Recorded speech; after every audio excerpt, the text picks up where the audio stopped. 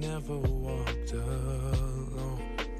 Welcome to the Recovering Preacher's Kids, a space for healing, honesty, and leaving a legacy of faith without perfection. We're your hosts, Lisa and Lori, and we're so glad you're here. In every season you are there. Can you believe it is already time for school to start back? No, I cannot believe it. I don't have kids in school. I have grandkids in school, but I don't know. I still get excited about school starting back. I love fall. I love all things fall.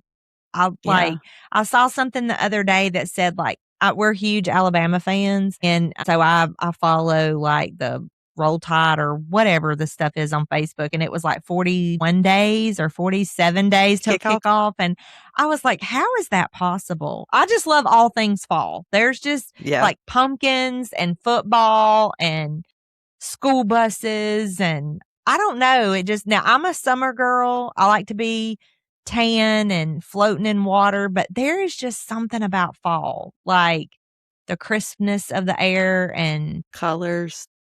And I love to drive down the road and the leaves behind somebody's car. I love that. What I didn't like when my kids were in school was the school supply list. That was like my nemesis. They did attend one when they were in elementary school. They went to a school where at the end of the school year, you paid a fee and that was your kids' supplies for the next year. So when you went the first day of school, they had like a backpack and all their supplies and everything like at their desk. And I thought, yeah, that was great. And then they got to middle school and I was having to go to Walmart and fight for, loose leaf paper and pencils and did all of that. But I got to thinking recently, we were talking about not following people's blueprint and how their walk with God and stuff. And my daughter is getting ready to do the school supply run, and she's got 2 in elementary school, 1 starting pre-K, and then she's got 1 that is in daycare, but he is in like a little, is there a pre-K program? I don't know. He still has to have little supplies, not a lot, but he's got to have his little supplies too. So she basically has 4 kids that she's got to go get supplies. And I got to thinking about plans and supplies and all that. And it made me start thinking about, I kind of felt convicted over the fact of I don't always have a plan for my time with God. I don't have like a disciplined, I don't want to say like set in stone because I don't think that's realistic. I mean, life is lifing. And so I don't think that's realistic. But I guess my thought process, and track with me here, my thought process was that a teacher spends her time coming out with a plan for her school year, right? And then she provides a supply list of the things that she needs for you to have for your child for the year for her plan to unfold. And I thought about that. I've never made a list of things to set myself up for success for a plan with God. Like, it's made me wonder, should I sit down and make a list of all the things that maybe I think I need? And then by process of elimination, be like, that don't work for me. That don't work for me. Like, just to have a plan, because I don't think disciplines just happen. Like, you have to make a plan, put your foot in the ground, say, I'm going to spend time in the Word every day. And then maybe you try 5 a.m. and you're like, that don't work for me. Or maybe you try your lunch break or, before you go to bed or whatever you make a plan to figure out what works for you. And then maybe you have the highlighters and the pens and the journal, and then you start removing the things that work, or maybe you start building or that don't work, and then you build on the things that you figure out do work for you. Am I making sense what I'm saying? Yeah, that makes sense. I had never really thought about it that way because I seem to accumulate stuff and I'll start and then I stop. start and I stop. And then it's almost like if I stop doing it one way, then I feel like I have to like recreate it and start all over using this way, you know, and then I get, you know, so I find myself stopping and starting and, you know, I'm a note taker. So I like to take notes and I like to highlight things. I guess I took after Dad a lot more like that because, you know, he would take his little ruler and his pen and underline sentences. You remember that when he would sit and study and he would have his ruler and he would have these straight lines in his books and stuff. So I guess I'm a lot more like that. But I do find, I think I have a plan and then life's and I get sidetracked and it might be a day or so I don't get it that moment. And then I'm like, okay, well, I give up. There we go. That's it. You know, I'm a loser. I'm a loser and that's it, you know, but a statement, I had to go for a checkup other week, just the normal, you know, as you get older, you have to go for your 6-month checkups for all your blood work, make sure you're healthy and everything, you know, and, you know, we've been on this health journey and she made the statement to me and she was talking more on the mental health side of it is like, you've done the work for the weight and your health and everything. Now you got to do the work for the mental side of it. And I've really thought about that statement because it's the same way with the spiritual walk with God is like, okay, well, I'm doing all this work for my health. And I, for some reason, expect my walk to be easy with God. Does it make sense of what I'm saying? It's just, I don't know why that putting in the work, it doesn't make sense. Well, I think that doesn't make sense to me, but it does. You do have to have the tools in order to do it. But sometimes it's just trying to figure out what the tools are. Well, and isn't it interesting? We'll try all kind of different things for weight loss, and we'll try all kind of different things for, I mean, something as simple as furniture location in your home. I mean, how many times do you rearrange a room, you know, to get your furniture placement just right or whatever? But it's like when it comes to our walk with God or our time with Him, it's like if we try one thing and it don't work, then we're just done. We're like, well, I'm not a Bible studier. Lord, I can't do it. I hate it. You know, I do that. That is me. And it's like, I'm willing to put in the work and try all these different things for everything else except God, except my time with Him. I'm like a one and done. And I'm just realizing that doing something benefits me better than doing nothing. Yeah. So, like, what do you suggest? How do we even start with a plan? A video literally just this morning of a man. I wish I could remember his name. He just like popped up on my feed for some reason. And he was talking about how every morning at 3:00, God love him, he gets up and he goes to the gym and he works out. And then he comes home and he sits down and he worships. He didn't go into detail about his worship and prayer. He didn't. He just like, I spend time with the Lord worshiping and praying. And then he said, by 6:00, I'm in my, now he's older, given he looked like he was retired. And he was like, at 6:00, I go to my study and I'm in the word. But the point he was making was, he said, I don't go to the gym to be vain. I don't sit down and worship and pray to better myself. I don't go into my office and study because I want to be like a Bible scholar. His whole point was, I do all of those things so that I will be prepared when the day comes that the Lord calls me to serve. I want to be physically able to move. If the Lord calls me to serve Him by picking up wood, I want to be physically strong enough to pick up wood. And if the Lord calls me to pray in front of people and that's how I'm going to serve Him, I want to have spent time with Him, me and Him praying. And if it's to worship, and then if I'm asked to speak on and serve and share Christ with someone, I need to know what the word says. And so the whole point he was making was, all of that started way back when I made a decision I'm always going to be prepared to serve.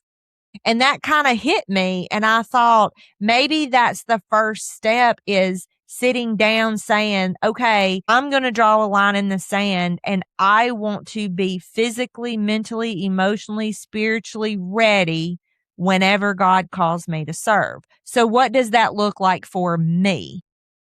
Does that mean that I'm going to walk 15 minutes every day? And while I'm walking 15 minutes every day, whether it be on a treadmill, at a track, or just up and down in front of my house, or maybe it's walking in your house or whatever, I'm going to have worship music on. And I'm going to listen to worship music while I walk. And then, at some point in time in the day, I'm going to be in the word. Maybe you start out with one verse a day. Or maybe what works for you is you're all in and you go get on Amazon and you buy every highlighter and every journal and every color pen there is. Or I just recently learned I am undiagnosed ADHD, but I'm telling you, I can chase a squirrel with a heartbeat. There ain't no way I ain't got ADHD. But I recently found out there's a Bible for those of us that struggle to focus. In this Bible, some of the letters are bolded, some of them are not. They're different fonts, they're different colors. And the whole goal is that, because what happens for someone with ADHD is we're reading and you get to the end of the line and the word was table and you think, I'd like a new table. And next thing you know, you're on Facebook and you're on Marketplace, And so the goal is that, because it's different colors and fonts and all these kinds of things, is it keeps your mind jumping. You know what I'm saying? Because you see all these different things. So to me, I think the first step is, one, drawing a line in the sand and saying, as for me and mine, this is what I'm about to do. And be prepared. The enemy's going to come for you then, Yes. because because then you're a threat. So that's when life's lifing. That's the first thing, is I think you have to anticipate the enemy coming for you. And so the second thing, I think, is get your plan together. Don't ask everybody and their neighbor what works for them. Why don't you ask God? Or if you're like, okay, I prayed and said, Lord, what should I get? And, manna from heaven didn't fall down with an answer for you. What if you just said, this is what I'm going to do? I'm going to have my Bible and a pen and a highlighter. Or am I making sense? I think the first step is just make a plan. Make a plan that works for you. And newsflash, the plan you make is not going to work, but you don't give up. You pivot. I'm a Friends fan. Do you love Friends? I cannot say the word pivot without thinking about the time they were trying to get the couch up the stairs and Ross is yelling, pivot, pivot. Okay, but example be okay of to pivot. Squirrel chasing here. It's deep. It's deep. I'm telling y'all. Okay, so you're preaching to me today as far as I don't need to give up because of my perfectionism. I seem to give up if it doesn't work right the first time, but having to figure it out and pivot. Pivoting is not something I do very well because, yet again, I'm a perfectionist. And when I make a plan, that plan is supposed to go according to plan. And so I got to learn how to just learn to change and flow and see what works and quit watching everybody else. Maybe take theirs and see if it works for me. Little bits, but maybe I think I get overwhelmed because I try to do everything. Does that make sense? I try to do everything and get everything. And maybe I need to keep it simple. Remember Dad's word that he used to do when he said he was planning a sermon, the KISS method. Keep it simple. Keep it simple. And he was stupid. And that keep it simple, stupid. That's going to be why. That's what I need to put up on my over my Bible, my whatever I'm reading. KISS. But I just, for whatever reason, the Lord laid on my heart about a couple of months ago to really deep dive into Moses for some reason, and He's really been teaching me a lot through Moses's life. I promise you, back in the Bible times, me and Moses would have been married because God love it. He's a mess. I'm a mess. It's what happens. But the thing I think that we forget, and we can look to them as such an example, is how big of a mess they were. The Israelites leaving Egypt, like the trip should have only taken days and it took them 40 years because they kept messing up. And then the Lord was like, oh, they messed up so bad. The Lord was like, this whole generation got to die.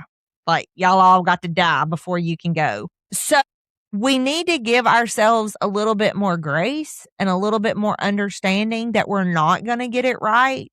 And we need to be more patient with ourselves, because I think the reason we want to be one and done and we get so frustrated with ourselves is we're trying to attain the unattainable, because we have told ourselves these stories and created these narratives for other followers of Christ. And we literally look around us and we think we're going to church with Paul.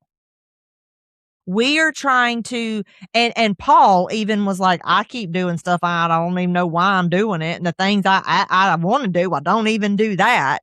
Like we act like we are less than because we're not John and Paul and James and Peter and all of them. But if you look at their lives, they were hot messes. That's true. We only seem to want to focus on that one event or whatever that, I don't want to say that made them great, or in our eyes made them great, or put them on this pedestal, but we forget the backstory of what did it take to get there. And I think some of us, you were talking, this journey on the health journey that I've been on has made it a little easier too, because one, I've had my daughter helping me and directed me in the path, giving me the tools, providing the tools, and constantly talking to me. But then also my husband's been on it too. He's jumped on board. So some of it too, maybe find a partner to say, hey, to bounce off ideas and say, hey, what do you do in this situation? Might help us a little bit. So will you be my partner? I'll be your partner. Your partner. And what if the whole recovering preachers kid community supported each other? Yes. What if you realize that you have a whole community of losers who are just trying to get closer to God? I jokingly called us losers. We're not losers, but you know what I'm saying? Yes. We tell ourselves we are. But Yeah. the thing is, what if I think just take a step, just do something, just move forward. We take steps and move forward in all these other places in our lives, but we act so paralyzed with our walking with Christ. And that's something that I'm realizing, that like the one area of my life that I can confidently move forward, knowing that I have a safety net because my Father loves me and He just wants me to know Him.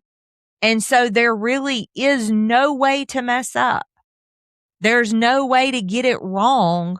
This walk with God, this getting closer to Him. I mean, there's no pen I can have, no highlighter I can buy, no journal I could write, no nothing that I could do wrong. But yet I tend to spend more time focusing on trying to get that right. And then honestly, in my life over here, I'm a hot mess, a haphazard. Like, let's just throw spaghetti noodles on the wall and see what sticks. But it's like I'm so rigid on the relationship, and we have that backwards. It's interesting. So this next few weeks or whatever, let's all just work together and be a community and throw some ideas back and forth to help each other figure out, to make our plan. Talk about our plans with each other of where we are or where we want to go and what methods we're trying to use to implement to help us with our walk, and just share, so that I might take a little bit from you and then take a little bit from this listener over here and then mesh my own plan and supply list that works for me. So this might be an interesting few weeks together. Because we have, how many more months are left in the year? It's August, September, October. Well, we're going to count the whole month of August. September, October, November, December. We have 5 months left in this year. What if Jesus comes back in 2027? And what if we were a generation of women that over the next 5 months just like went all in 100%? I say all the time, if God called me home right now, I'm afraid I would be a wallflower in the back, and I want to be front row. And so I want to be all in so that I can get rid of so much of the junk that I have created in my own heart, and all those roots be gone so that it can be filled with Him and His goodness, so that this side of heaven, I get to enjoy the freedom and I get to enjoy the beauty that He has provided me and get rid of all the bondage that I've created for myself. All right, y'all, that's a wrap for today's episode.